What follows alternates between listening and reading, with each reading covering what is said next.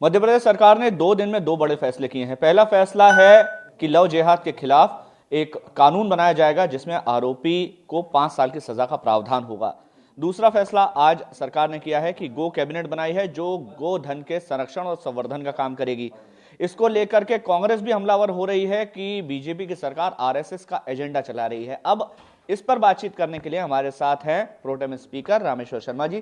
Sir, सबसे पहले love जिहाद को लेकर जो कानून नया बन रहा है, हालांकि उसमें लव जिहाद शब्द का कहीं जिक्र नहीं है, जबरदस्ती या लालच देकर, प्रलोभन देकर, धन परिवर्तन करके शादी करने वालों के खिलाफ ये कानून आ रहा है अगर परिवार शिकायत करता है।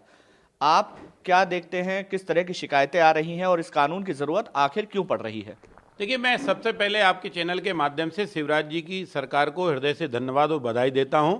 विगत 4-5 सालों से ये आईएसआई के एजेंट, आतंकवादी षड्यंत्र और कट्टरपंथी तथाकथित मुसलमानों का सोची समझी साजिश से फेसबुक पर नाम बदलकर मुसलमान लड़के हिंदू नाम रखकर हिंदू बहन बेटियों को जो है फेसबुक पर जाल में फंसाते हैं। बाद में प्रलोभन देकर उनके साथ मेल मुलाकात बढ़ाकर उनके साथ नंगे चित्र तस्वीर खींचकर फिर ब्लैकमेल करके फिर उनको साथ सामूहिक दुष्कर्म कराते हैं। बाद में ऐसी बेटियों की हत्या कर दी जाती है।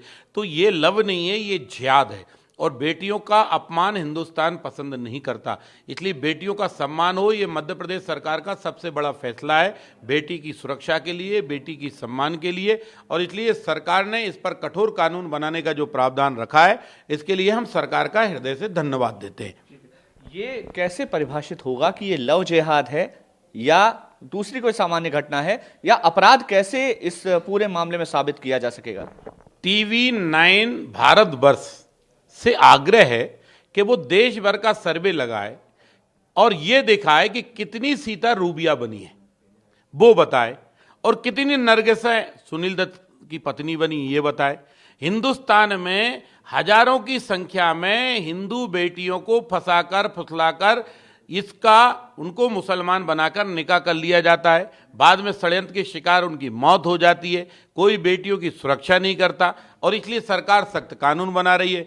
केवल ये लव होता तो पसंद होता, ये जिहाद है, धर्मांतरण है, राष्ट्रांतरण है, हिंदू मुस्लिम तनाव को बढ़ावा देता है। इसलिए ऐसा कानून बनना चाहिए जो हिंदू मुस्लिम तनाव को रोकेगा, अपराधियों को सजा दिलाएगा, जेल के शिक्षकों के अंदर पहुंचाएगा, कानून के डंडे बजेंगे और अपराधियों में दहशत पैदा होगी और बेटी सुरक्षित होगी।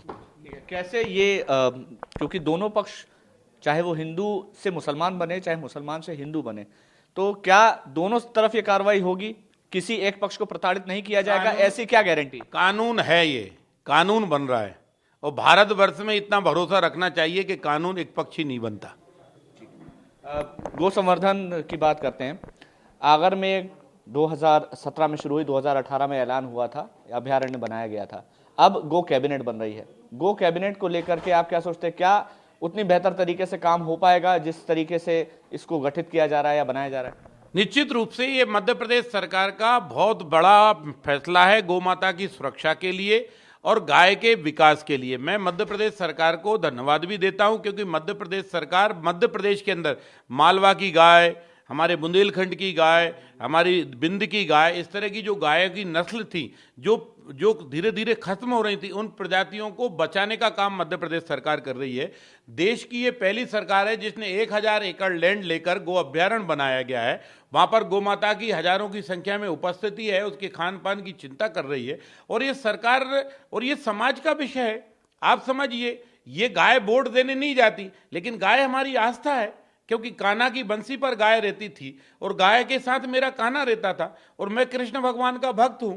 मैं कान्हा को मानता हूं, मैं कान्हा के उपदेश को भी मानता हूं, यदा यदा ही धर्मस्य, मैं उस भावना का सम्मान भी करता हूं। और इसलिए कान्हा के देश में गोमाता प्रताड़ित हो, उसको सताया जाए, जब बीमार हो तो गाय का दूध ढूंढते हैं लोग, जब आपको कैंसर हो, कई संक्रमण रोग के शिकार हो जाएं तो गोमूत्र ढूंढने लगते हैं लोग, और जब आपके घर में कोई शुभ कार्य हो तो गाय के गोबर को ढूंढकर लीपने और पोतने का काम करने के लिए जरूरत होती है, गोबर के गणेश बनाने की जरूरत होती है। जब गाय माता के इतने तत्व आपकी जिंदगी में परिवर्तन लाते हैं तो गौ माता की सुरक्षा के लिए अगर मध्य प्रदेश सरकार ने गो कैबिनेट बनाई है तो किसी के पेट में दर्द क्यों होना चाहिए? क्या गौ माता को किसी बूथ पर खड़े होकर वोट डालते देखा है क्या किसी ने?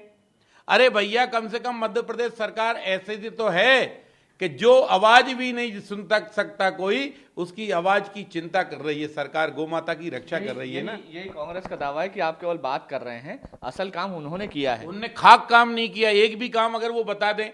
नरेंद्र मोदी जी की कृपा से गौशालाएं बनाने का काम हुआ है, भारत सरकार ने मनरेगा का पैसा दिया है। बताइए कौन सी गौशाला चला रहे हैं, कहाँ गौशाला चल रही है? और जो गौशालाएं मध्य प्रदेश में आज की तारीख में सरकार ने बनाई हैं, या शिवराज जी की सरकार ने, हमने गो अभ्यारण्य बनाए हैं। अरे आप तो ऐसा कानून में संशोधन कर रहे थे कि गोभक्त जेल में होता और कसाई जो है गौ माता को काटने का काम करता। हमने उसका विरोध किया था।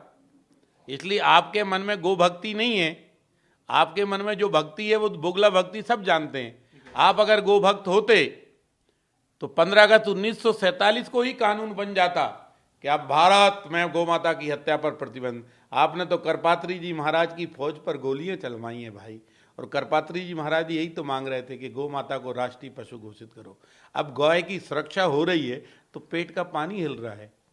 तुम तो आजम के तलुए चाटने वाले लोगों, हमको ज्ञान ना बगारो। ठीक है, एक आखिरी सवाल। आरएसएस का एजेंडा चलाया जा रहा है, ये आरोप लग रहे हैं कि सरकार आरएसएस का एजेंडा चला रही, चाहे वो लव जिहाद का कानून हो, चाहे गो कैबिनेट की बात हो। अगर आरएसएस हिंदुस्तान को विश्व विजेता बनाने का काम करते हैं तो हम आरएसएस के हैं। अगर आरएसएस कहता है कि हिमालय की चोटी पर खड़े होकर दुनिया को कहो कि हिंदुस्तान हमारा है, हम आरएसएस के हैं। अगर आरएसएस कहता है कि गंगा, गीता, गौ माता ये हमारे मान बिंदु हैं, हम आरएसएस के हैं। अगर आरएसएस कहता है कि राम जन्मभूमि पर राम का मंदिर बने तो हम आरएसएस के हैं। अगर आरएसएस कहता है कि पाकिस्तान की कट्टरपंथी ताकतों को कुचलो तो हम आरएसएस के हैं, और जिसमें जो बने सो कर ले, हम आरएसएस के हैं। बहुत शुक्रिया बात करने के लिए।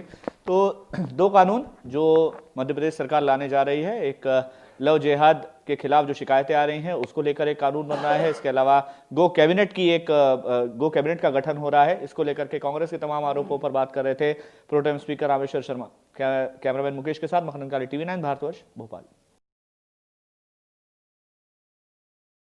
न्यूज टॉप 9 रोज सुबह 7 बजे और शाम 7 बजे सिर्फ TV9 भारतवर्ष पर।